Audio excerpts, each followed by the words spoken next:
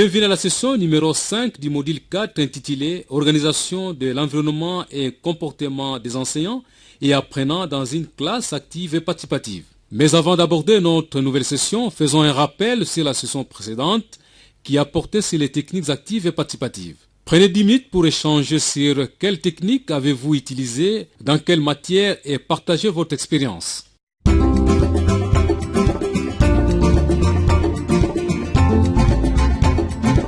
Bienvenue au module 4, session 5, chapitre 2. Maintenant, nous abordons la 5e session sur l'organisation d'une classe. Cette session a pour compétence de base permettre aux participants à distance d'être capables d'évaluer les acquis des apprenants selon les principes de la pédagogie active et participative. Pour ce faire, cette session est divisée en 3 activités en rapport avec la pédagogie active et participative. La première activité est l'organisation de la classe. La deuxième activité porte sur les attitudes et comportements des enseignants. La troisième activité a trait aux attitudes et comportements des apprenants. La quatrième activité a 4 objectifs spécifiques. L'objectif 1 est de définir le concept organisation d'une classe. Le deuxième objectif est d'identifier quelques techniques pour organiser une classe selon la pédagogie active et participative. Le troisième objectif est de montrer l'importance d'utiliser les techniques d'organisation d'une classe en pédagogie active et participative. Le tout dernier objectif est d'énumérer le matériel et l'équipement d'une salle de classe. Avant de passer à notre premier point, prenez 5 minutes pour parler entre vous du matériel et équipement que vous avez dans votre classe.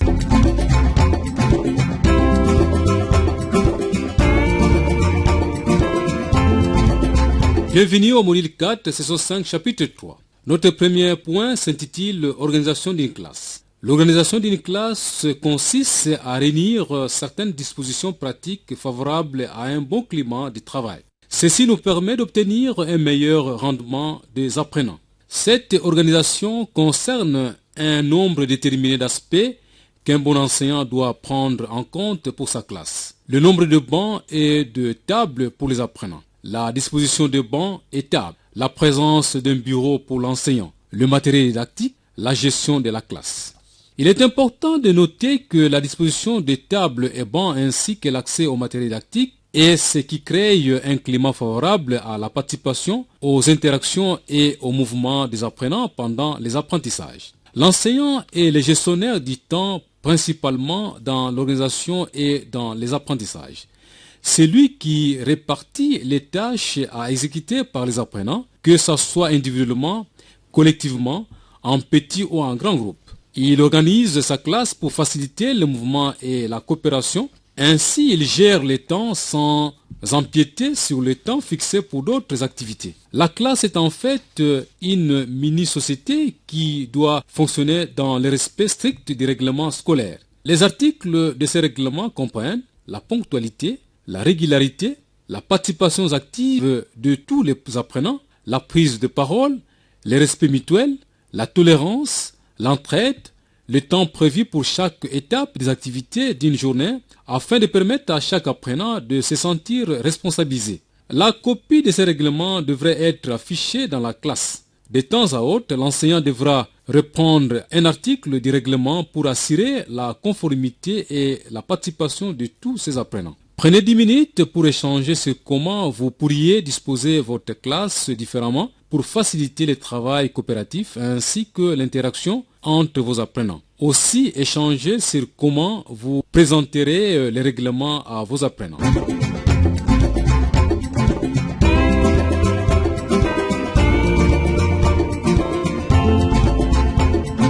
Bienvenue au module 4, session 5, chapitre 4.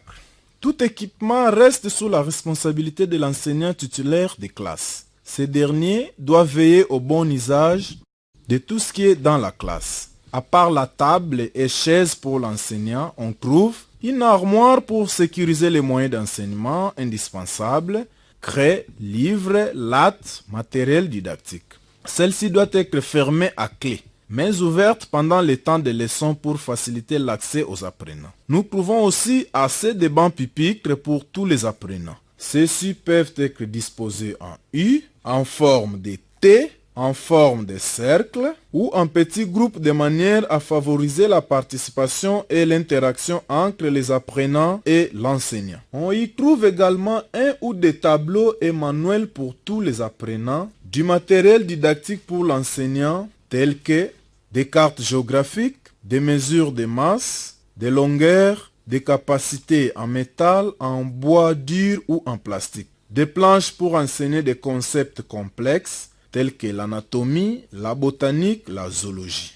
Dans l'activité que nous venons de terminer, nous avons appris qu'une bonne organisation d'une classe consiste à réunir certaines dispositions pratiques favorables à un bon climat de travail pour obtenir des élèves un meilleur rendement. Elle concerne un certain nombre d'aspects matériels, spatio-temporels, fonctionnels, qu'un bon enseignant doit prendre en compte pour sa classe. Dans l'activité qui suit, nous aborderons les attitudes et comportements des enseignants en rapport avec la pédagogie active et participative.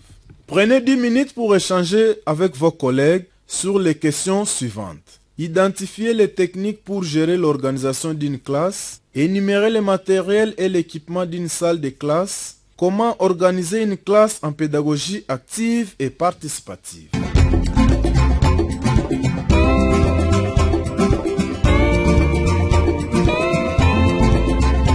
Bienvenue au module 4, saison 5, chapitre 5.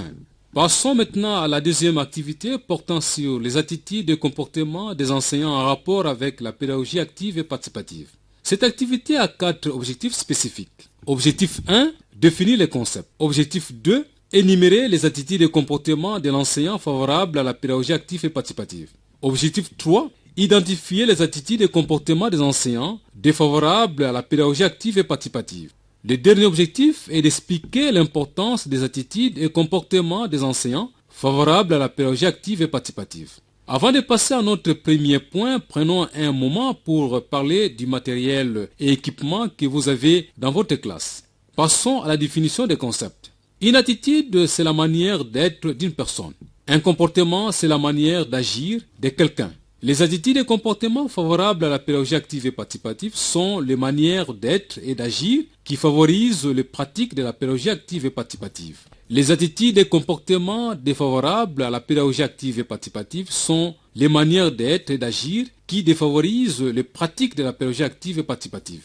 Prenez 10 minutes pour échanger avec vos collègues et énumérer quelques attitudes et comportements que vous connaissez et partagez si cela est favorable ou défavorable à la pédagogie active et participative.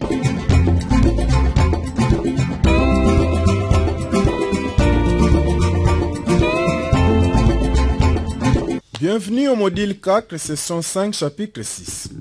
Regardons ce tableau qui énumère les attitudes et comportements favorables ou défavorables des enseignants. L'enseignant qui a des attitudes et comportements favorables à la pédagogie active et participative est compétent, ponctuel et régulier, parle de manière claire, aime son travail, aime ses apprenants, est un bon leader, juste et impartial, est ferme, est un bon facilitateur, adopte des sanctions positives, est tolérant, honnête et sérieux, encourage et apprécie, favorise la production et les initiatives, est créatif, collabore et s'auto-forme, favorise l'intégration des apprenants vivant avec un handicap. Au regard de ces photos, prenez 5 minutes pour décrire les attitudes ou comportements des enseignants affichés et dites s'ils sont favorables ou défavorables à la pédagogie active et participative.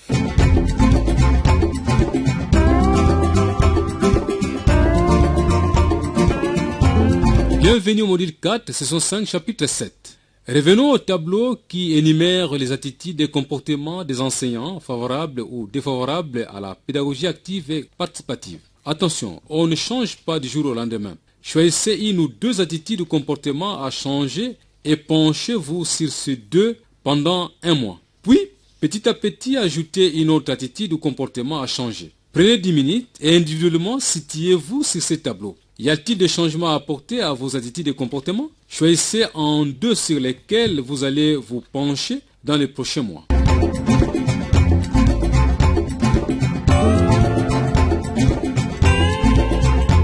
Bienvenue au module 4, session 5, chapitre 8. Parlons maintenant de l'importance des attitudes et comportements favorables à la pédagogie active et participative. Dans l'activité que nous venons de terminer, nous avons appris que les attitudes et comportements des enseignants favorables à la pédagogie active et participative facilitent l'acquisition et la maîtrise des connaissances par les apprenants, favorisent un bon climat de travail en classe et stimulent le travail et la participation active des apprenants dans l'acquisition des connaissances. Dans l'activité qui suit, nous aborderons les attitudes et comportements des élèves en rapport avec la pédagogie active et participative.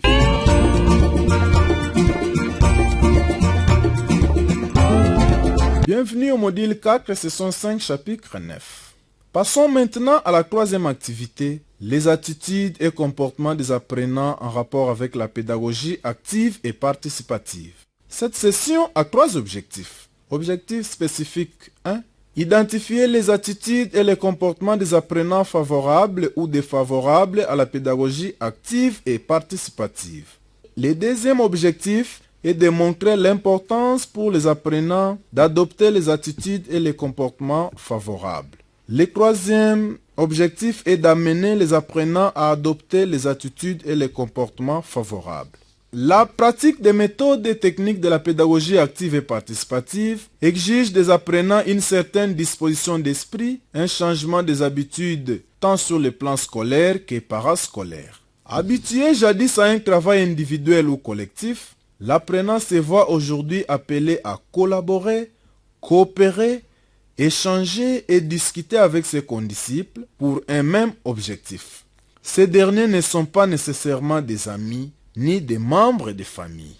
Pour ce faire, les enseignants se doivent de développer dans les chefs des apprenants le respect mutuel, à savoir qu'un condisciple, quel qu'il soit, mérite d'être traité avec égard, de recevoir des considérations positives, l'amour de l'autre, l'esprit d'écoute, l'entraide, l'acceptation de l'autre. L'apprenant apprendra à garder le silence en écoutant l'autre parler sans pouvoir l'interrompre, à répondre sans blesser, à discuter et non à se disputer.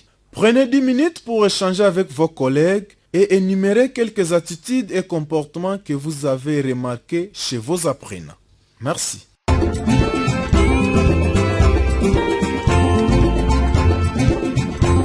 Bienvenue au module 4, saison 5, chapitre 10.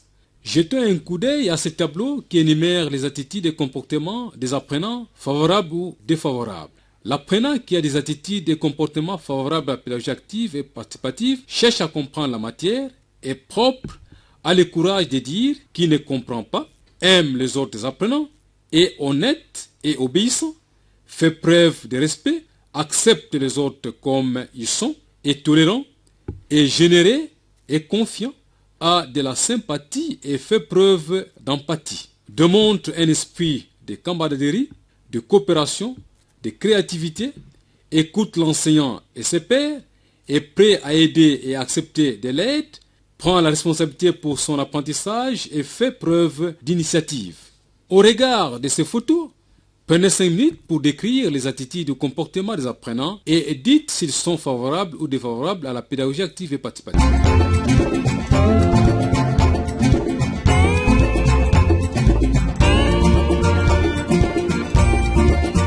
Bienvenue au module 4, session 5, chapitre 11. Revenons au tableau qui énumère les attitudes et comportements des apprenants favorables ou défavorables à la pédagogie active et participative. Attention, on ne change pas du jour au lendemain. Encouragez les attitudes et comportements des apprenants à la pédagogie active et participative. Commentez positivement chaque fois qu'un apprenant démontre un bon comportement.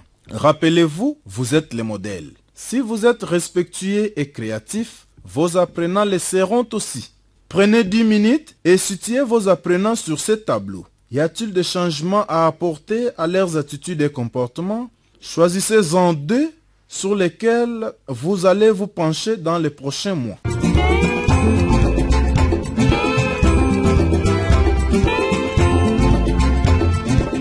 Bienvenue au module 4, session 5, chapitre 12. Afin de vous assurer que vous avez bien assimilé la matière, voici quelques exercices. La classe étant une micro-société, ce n'est pas toujours facile de gérer les attitudes et comportements. Étudions une situation. Le jour de la rentrée scolaire, l'enseignant répartit les apprenants des AD pour se présenter mutuellement et de se raconter les activités des vacances. Tous les autres apprenants s'exécutent sans problème à l'exception de l'apprenante Tania qui refuse de travailler avec son condisciple Kalongo au motif que celui-ci est un garçon. Kalongo va poliment se plaindre auprès de l'enseignant et ce dernier le fait changer d'équipe et les met avec Manika qui l'accepte. Comment appréciez-vous les attitudes et comportements de Tania, Kalongo, Manika et d'autres apprenants? Tania est antipathique, intolérante, elle manque de respect envers son condisciple, elle est impolie. Kalongo est calme et poli. Manika est tolérant, détendu, aimable, obéissant et permissif. Les autres élèves semblent sympathiques. Pensez-vous que l'enseignant a réglé les problèmes qui se posaient? Levez la main pour indiquer avec quel énoncé vous êtes d'accord. Oui, parce qu'il a placé Kalongo dans un climat favorable à l'apprentissage. Non, parce qu'il n'a pas amené Tania dans une attitude d'acceptation de l'autre tel qu'il est. Dans l'activité que nous venons de terminer, nous avons appris que la tolérance, la compréhension, la propreté, le courage, l'honnêteté, l'amour des autres, l'obéissance, le respect mutuel, l'acceptation de l'autre sont des attitudes et comportements favorables à la pédagogie active et participative, alors que l'égoïsme, la malhonnêteté, la corruption, la paresse, l'intolérance, les rejets, l'injustice, la tricherie sont des attitudes et comportements défavorables à cette pédagogie. Avant la session suivante, pensez aussi à comment vous voulez réorganiser l'environnement de votre classe. Choisissez 2 attitudes ou comportements sur lesquels vous allez vous pencher dans les prochaines semaines pour vous-même et pour vos apprenants. Merci pour votre aimable attention.